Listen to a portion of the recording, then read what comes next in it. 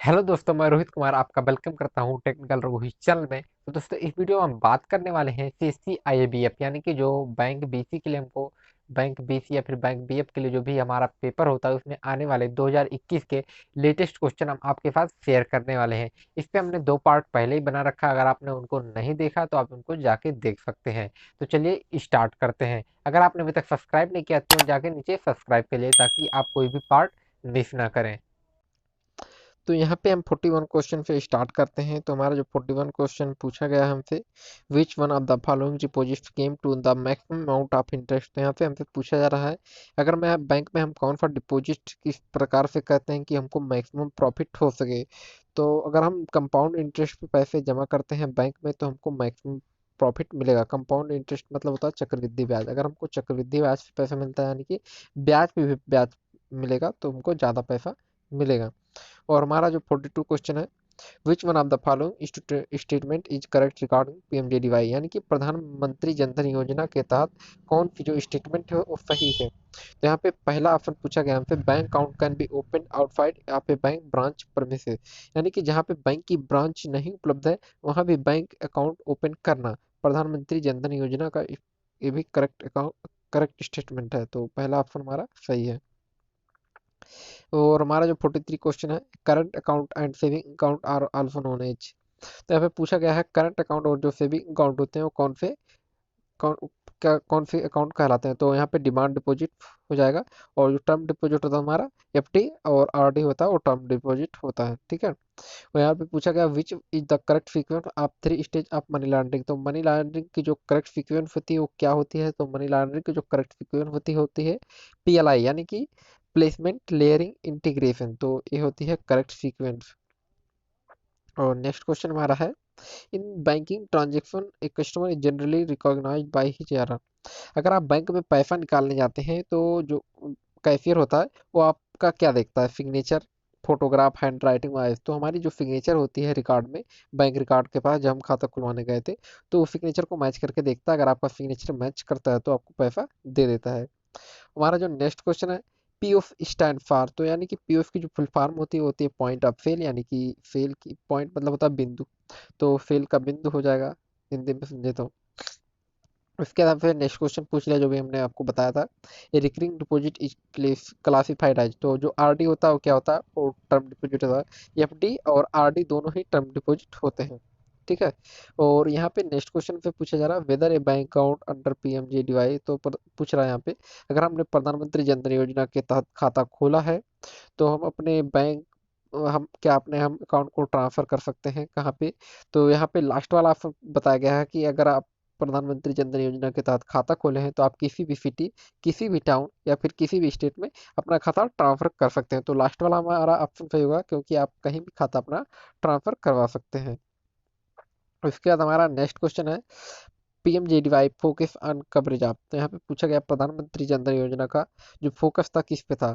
तो विलेज अब यहाँ पे जहाँ पे 2000 से ज़्यादा जनसंख्या हो, रूरल एरिया यानी कि ग्रामीण एरिया, और मेल मेंबर्स यानी कि खाली पुरुष को, तो ऑल हाउस होल्ड यानी कि सभी को खाता खोलने का इसमें अधिकार था।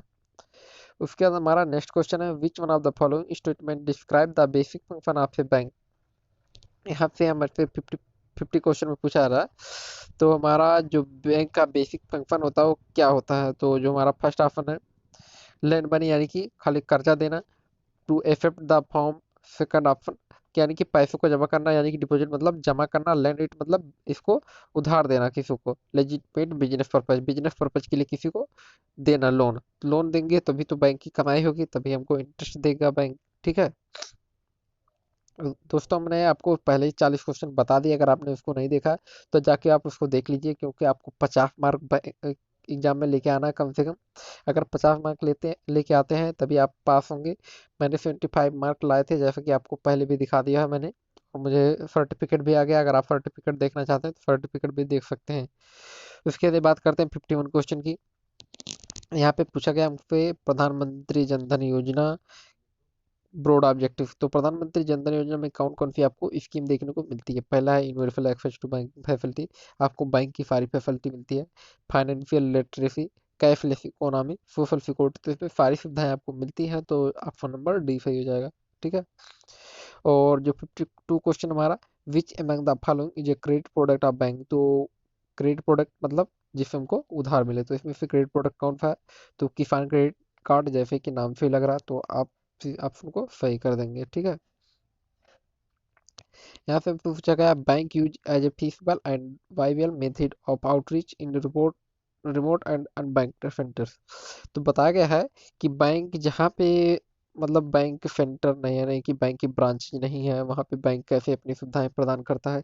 ICT kiosk. तो फर्स्ट ऑप्शन सही हो जाएगा, क्योंकि बैंक मित्र द्वारा वहाँ पे अपनी सुविधाओं को प्रदान करता है, मिनी ब्रांच देता है। ठीक है, उसके बाद हमारा 54 क्वेश्चन आता है, प्रधानमंत्री सुरक्षा बीमा योजना किसके लिए अवेलेबल है? All deposit of the bank, यानी कि जिसमें बैंक का खाता हो। ठीक है, ऐसा नहीं है, जि- उन्हीं के लिए अवेलेबल है जो जिनकी एज जो है वो 18 साल से लेकर 17 साल तक है, यानी कि 70 ईयर्स तक है।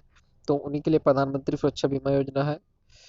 तो यहाँ पे हमसे 55 क्वेश्चन पूछा जा रहा है, आपने एक लोन लिया है, ठीक है, 1 लाख रुपीज का, प्रधानमंत्री मुद्रा योजना के तहत, तो कौन सी कैटेगरी के अंदर आता है? तो 3 कैटेगरी में बांटा गया है प्रधानमंत्री मुद्रा योजना, शिशु, किशोर और तरुण।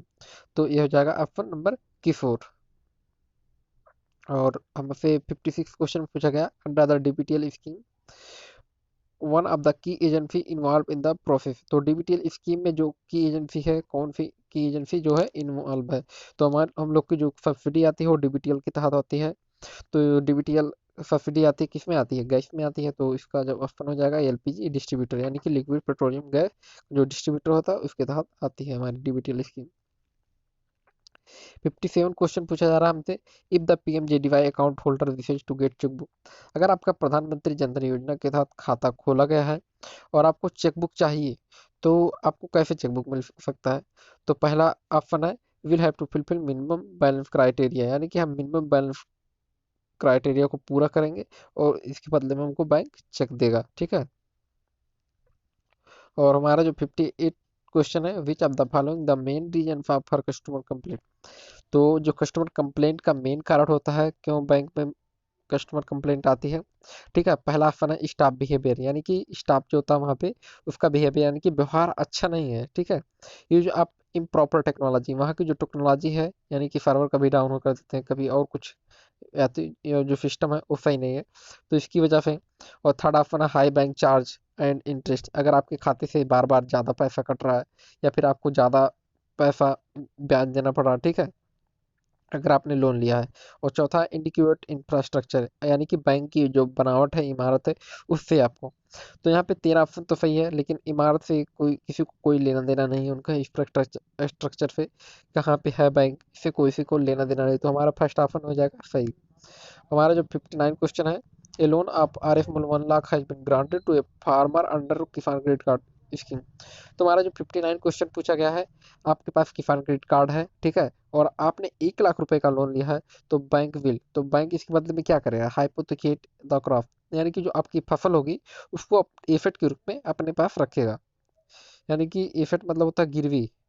ठीक है, 60 नंबर लास्ट क्वेश्चन हमारा है, the repayment of loan depend upon choose the correct answer. तो यहाँ पे पूछा गया है, जो हमारा लोन होता है उसकी इसके ऊपर डिपेंड करता है बैंक से कैसे हमको लोन मिलता है।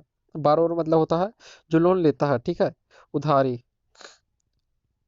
बारोवर मतलब जो बैंक से लोन लेता है उसको बारोवर बोला जाता है। ठीक है, तो बारोवर की कैपेसिटी के ऊपर नहीं, लिंगनेस मत होता है इच्छा, इनकम जनरेशन, यानी कि जो बारोवर की इनकम होती है उसके ऊपर कितना वो इनकम जनरेट कर रहा है, ठीक है, बिजनेस से। तो बिजनेस पर्पज के लिए लोन लिया जाता है, पैसे से कितना इनकम जनरेट करके हमको कितना जल्दी पैसा वापस कर देगा, इस बिना पे आपको लोन दिया जाता है। ठीक है, तो उसी क्वेश्चन का उसी आंसर आपका सही हो जाएगा। तो हमने आपसे 60 क्वेश्चन डिस्कस कर लिए हैं, जिसमें आपके लगभग 40 to 50 क्वेश्चन मैच करेंगे एग्जाम में, तो आप एग्जाम पास कर सकते हैं। अभी आपको ऐसे सीरीज मिलती रहेगी जिसमें आपको बहुत सारे क्वेश्चन देखने को मिलेंगे जो एग्जाम में आएंगे। अगर आपका सीएससी आईएबीएफ को लेकर कोई भी क्वेश्चन या फिर कोई भी डाउट है, तो आप वीडियो के नीचे जाइए, वहाँ पे कमेंट करिए, कमेंट में लिखिए अपनी प्रॉब्लम को, आपके प्रॉब्लम का रिप्लाई आपको 24 आवर्स के अंदर मिल जाएगा। अगर आपको कोई वीडियो अच्छी लगी तुरंत लाइक कर दीजिए, अगर आपने अभी तक हमारे चैनल को सब्सक्राइब नहीं किया तुरंत जाइए नीचे सब्सक्राइब के लिए, ताकि आपको हमारे वीडियोज की रेगुलर नोटिफिकेशन बिना रुकावट के लगातार मिलती रहे। आपका वीडियो देखने के लिए बहुत बहुत धन्यवाद।